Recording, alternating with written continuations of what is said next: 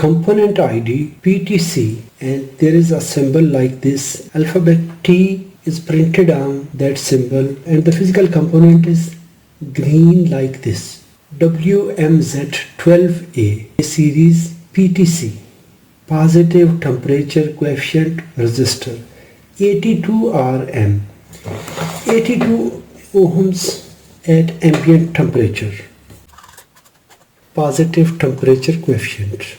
If the temperature will increase, resistance will increase. It is opposite to NTC.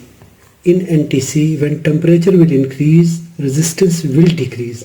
But in PTC, temperature increases, resistance increases. Let's check it. It is not a polarity sensitive component. It is temperature dependent resistor. Normal resistor value is 80 ohms.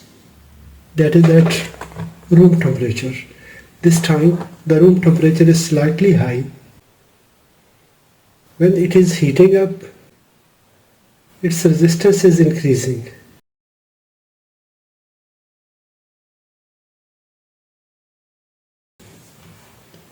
When the temperature is decreasing, the resistance will return back to normal. Resistance will increase with increase in temperature. Thanks for watching.